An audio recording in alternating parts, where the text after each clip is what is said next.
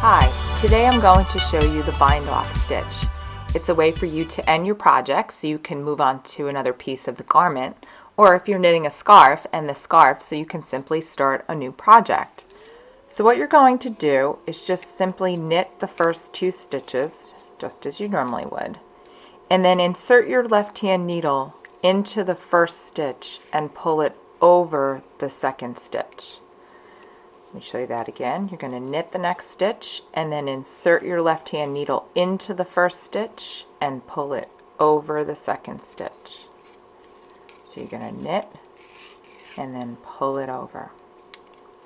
So as you're going along your row, you really want to be sure not to pull too tight when you slip the stitch or when you pull it through.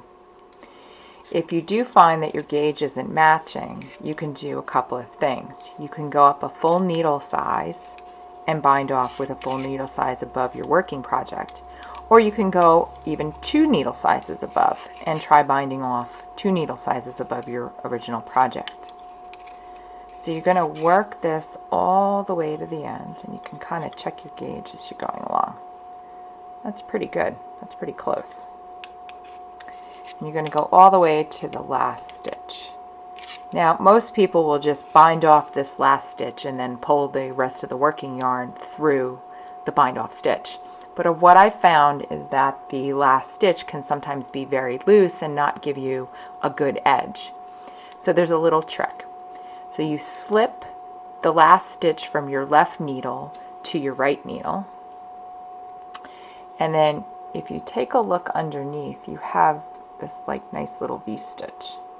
So you're going to go into the V-stitch from below, and you're going to move that onto your right needle. So now you have 3 stitches, but you're going to slip the last 2 stitches back onto your left needle, and then you knit these 2 together and then bind off, slipping and pulling over.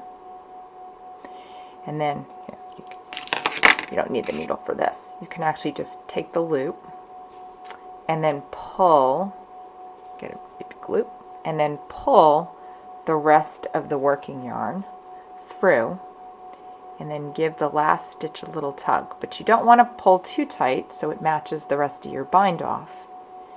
And that gives you a nice squared edge. And that is called the bind off stitch.